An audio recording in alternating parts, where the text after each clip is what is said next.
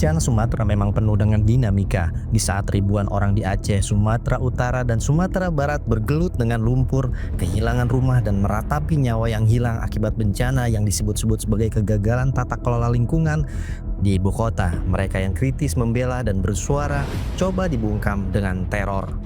Kritik yang mengalir deras dari media sosial tentang lambannya bantuan, tentang hutan yang habis dibabat, tentang derita rakyat di ujung Sumatera ternyata memicu kemarahan pihak tertentu.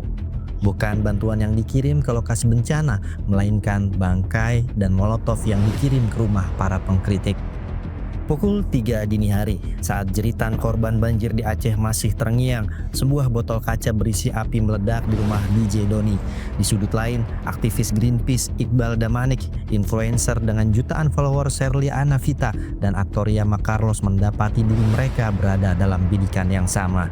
Mengapa bicara soal kemanusiaan di Sumatera harus dibayar dengan ancaman nyawa di Jakarta? Inilah awal dari orkestra pembungkaman yang paling sistematis di penghujung tahun 2025 dan menjadi ancaman nyata di tahun 2026.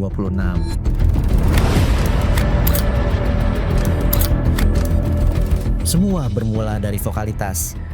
Disc joki Doni tidak berhenti menyuarakan ketidakadilan yang terjadi di balik bencana Sumatera. Ia menunjuk hidung banyak orang dengan gayanya yang lantang. Namun pada Senin 29 Desember lalu, sebuah hadiah menjijikan sampai di pintu rumahnya. Bangkai ayam dengan kepala terpotong dan pesan tertulis di sebuah kertas, "Mulutmu harimaumu." Pesan itu jelas teror pembungkaman. Berhenti bicara soal Sumatera atau nasibmu akan membusuk seperti ayam hitam ini. Puncaknya Rabu dini hari 31 Desember, 2 orang bermasker melemparkan bom molotov ke kediamannya. Api yang menyambar adalah pesan fisik bahwa intimidasi ini telah naik level. Di saat yang sama, aktivis Iqbal Damanik juga mendapat ancaman teror dari orang tak dikenal pada Selasa pagi 30 Desember 2025. Rumah manajer kampanye iklim dan energi Greenpeace Indonesia itu juga dikirimi bangkai ayam. Bangkai ayam tersebut tampak tidak dibungkus oleh wadah apapun. Korban teror juga menemukan kertas yang diikat di kaki bangkai ayam tersebut. Bertuliskan nada ancaman, "Jagalah ucapanmu apabila Anda ingin menjaga keluargamu. Mulutmu harimaumu." Demikian pesan ancaman yang tertera di bangkai ayam tersebut. Ia pun menerima pesan bernada ancaman pada direct message di akun Instagramnya. Influencer Sherly Anavita pun mengalami hal serupa. Perempuan asal Aceh itu mengunggah bukti teror melalui akun Instagram resminya @SherlyAnavita.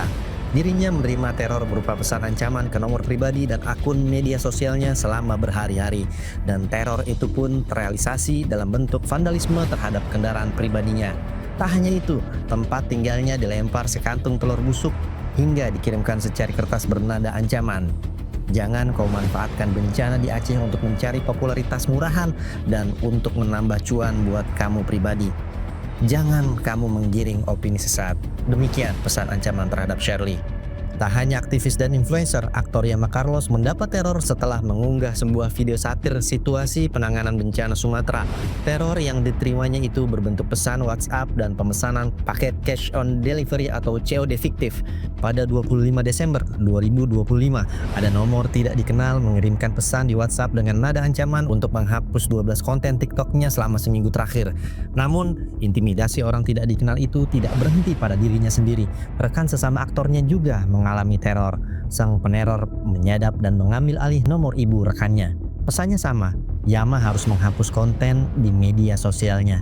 Karena tekanan mulai besar, Yama mengaku telah men-take down video TikToknya. Pada hari yang sama, Yama mendapat teror dengan bentuk lain berbentuk paket dengan akun fiktif mengatasnamakan istrinya. Konten kreator Firdian Aurelio juga mendapat serangan digital. Dia mengungkapkan teror tidak hanya menyasar dirinya, melainkan juga ke sang adik. WhatsApp milik adiknya diduga disadap. Mereka yang berani membedah data tentang penyebab banjir besar di Aceh dan Sumatera kini harus mengunci rapat pintu rumah mereka. Ada pola yang identik, bangkai, pesan tertulis yang seragam, dan serangan fisik di jam-jam tertentu.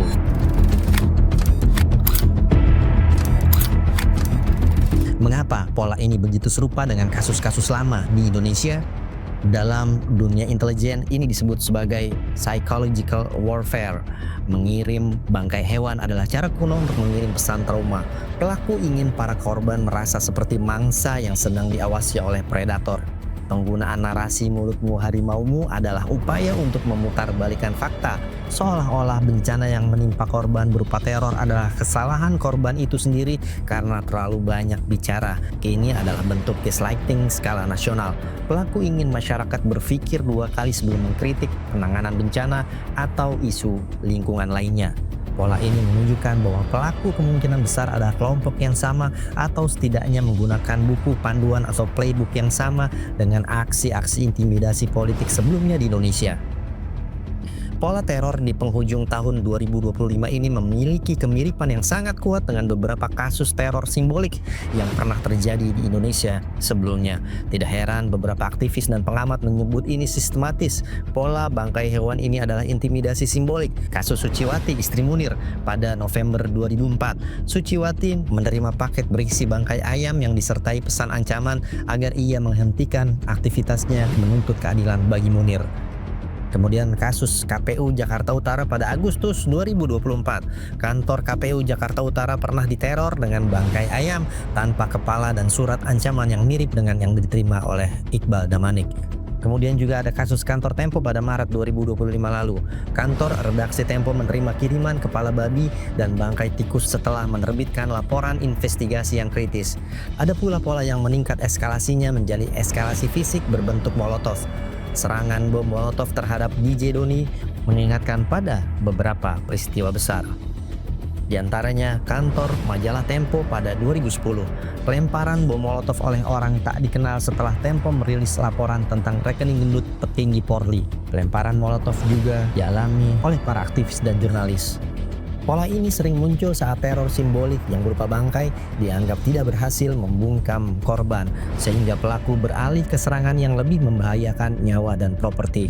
Belum lagi aktivitas vandalisme lainnya.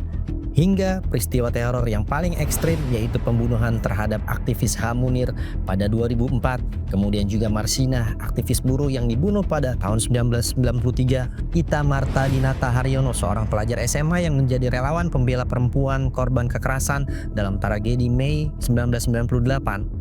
Kemudian juga ada Gottfried Siregar, aktivis lingkungan dan HAM di Sumatera Utara yang ditemukan meninggal pada 2019 dengan luka-luka setelah vokal menolak proyek pembangunan PLTA. Dan masih banyak deretan suara kritis yang dibungkam dengan cara yang tidak manusiawi. Dan semua itu dilakukan secara sistematis. Mari kita bedah spektrum pelakunya pada teror akhir tahun 2025 ini. Di satu sisi, ada dugaan kuat keterlibatan loyalis radikal atau kelompok pro-pemerintah. Pandangan ini muncul karena target teror adalah orang-orang yang sangat vokal mengkritik kebijakan pemerintah. Kelompok ini diduga memiliki motivasi untuk membungkam kritik, menciptakan rasa takut dan menghentikan narasi negatif terhadap pemerintah agar stabilitas politik terjaga. Penggunaan narasi mulutmu harimaumu secara spesifik menyerang aktivitas, bicara, atau kritik para korban. Pelaku mungkin merasa melindungi kewibawaan pemerintah dengan cara-cara intimidasi di luar hukum atau ekstrayudisial. Mereka yang merasa kritik terhadap pemerintah soal bencana Sumatera adalah serangan personal yang harus dibalas dengan cara-cara premanisme. Mereka memiliki akses data pribadi, alamat rumah yang tidak semua orang tahu. Ini menunjukkan adanya keterlibatan pihak yang punya alat pelacak. Ada risiko bagi pemerintah di mata rakyatnya.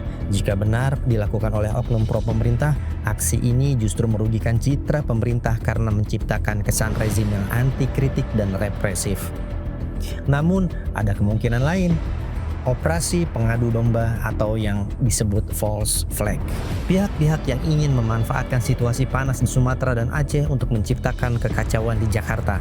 Pandangan ini melihat adanya kemungkinan pihak ketiga yang ingin menjatuhkan legitimasi pemerintah dengan cara menyerang stabilitas keamanan, menciptakan kegaduhan agar masyarakat tidak percaya pada pemerintah. Dengan menyerang pengkritik pemerintah, publik secara otomatis akan menuduh pemerintah sebagai pelakunya. Menyerang figur populer seperti DJ Doni, Yama Carlos, dan Shirley, mereka tahu kemarahan publik akan meledak dan langsung menunjuk hidung pemerintah sebagai pelaku. Pola yang sangat terbuka dan mudah terbaca.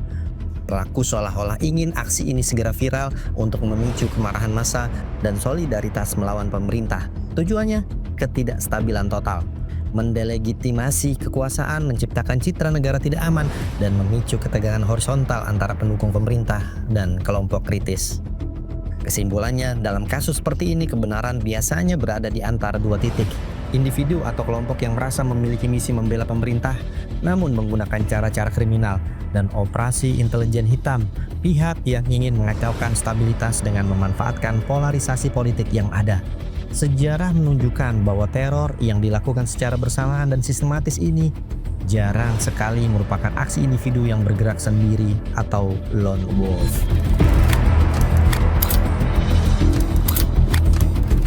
Mari kita lebih fokus lagi. Untuk mendalami siapa sebenarnya di balik layar, para pengamat intelijen dan keamanan biasanya menggunakan metode cui bono, atau siapa yang diuntungkan. Yang pertama, analisis jejak digital atau open source intelligence. Pengamat sering menyoroti koordinasi serangan. Jika serangan terjadi hampir bersamaan atau simultan di lokasi yang berbeda, ini menunjukkan adanya logistik yang terencana. Ada tim yang membagi tugas, siapa yang mencari alamat, siapa yang membeli bangkai, dan siapa yang mengeksekusi. Mereka punya akses data pribadi. Pelaku mengetahui alamat rumah pribadi para korban yang tidak selalu tersedia di ruang publik. Ini memicu kecurigaan adanya keterlibatan oknum yang memiliki akses database kependudukan dan pelacakan nomor ponsel. Yang kedua, beberapa pengamat intelijen dan keamanan seperti yang sering disampaikan dalam kasus serupa membagi kemungkinan menjadi dua kategori operasional. Yang pertama, operasi self-justice atau main hakim sendiri, dilakukan oleh kelompok loyalis yang merasa gerah dengan kritik korban. Mereka tidak diperintah secara resmi, tapi merasa memiliki kewajiban moral untuk memberi pelajaran. Polanya cenderung kasar dan meninggalkan banyak jejak. Kemudian ada juga operasi agent provokator atau aksi provokator. Ini mendukung hipotesis tentang kelompok yang ingin menjatuhkan pemerintah. Tujuannya adalah membuat pemerintah terlihat buruk di mata internasional dan domestik tepat di akhir tahun ini, hingga memicu mosi tidak percaya atau demonstrasi besar di awal tahun berikutnya. Jika kita melihat sejarah, ada dua contoh kontras. Kasus penyerangan Novel Baswedan, pelakunya ternyata adalah oknum aparat yang mengaku bergerak atas inisiatif pribadi karena merasa kesal dengan korban. Ini memperkuat teori loyalis radikal. Kemudian kasus kerusuhan 22 Mei 2019, ditemukan adanya kelompok penunggang yang sengaja menciptakan martir dan menyerang tokoh tertentu untuk menyulut kemarahan massa terhadap aparat keamanan. Ini memperkuat teori pihak ketiga atau false flag. DJ Doni telah melaporkan peristiwa teror ini ke Polda Metro Jaya. Laporan bernomor 9545 sudah diterbitkan. Tapi apakah ini cukup? Kita melihat sejarah panjang kasus Molotov di Indonesia yang seringkali berakhir di kotak gelap. Jika polisi gagal menangkap aktor intelektualnya, maka pesan yang sampai di masyarakat adalah kritik itu berbahaya dan negara tidak bisa melindungi rakyatnya. LPSK pun kini menjadi harapan terakhir bagi perlindungan fisik. Tapi faktanya perlindungan terbatas sebenarnya ada di tangan kita para netizen. Karena di era digital ini, teror hanya akan menang jika kita semua diam dan membiarkan para korban berjuang sendirian. Teror ini bukan soal Iqbal, Doni, Shirley, Yama, atau Firdian. Ini adalah serangan kepada empati kita terhadap saudara-saudara kita di Sumatera. Pelaku ingin kita berhenti peduli pada banjir Aceh, Sumatera Utara, dan Sumatera Barat. Berhenti bertanya soal hutan Sumatera dan mulai takut pada keselamatan diri sendiri. Jangan biarkan mereka menang, karena ketika satu suara dibungkam, sejuta suara lainnya harus bangkit. Api Molotov mungkin bisa membakar pagar rumah, tapi ia tidak akan pernah bisa membakar kebenaran yang sudah terlanjur terucap. Tetaplah waspada, tetaplah berani, karena suara kita adalah benteng terakhir kebebasan bernegara.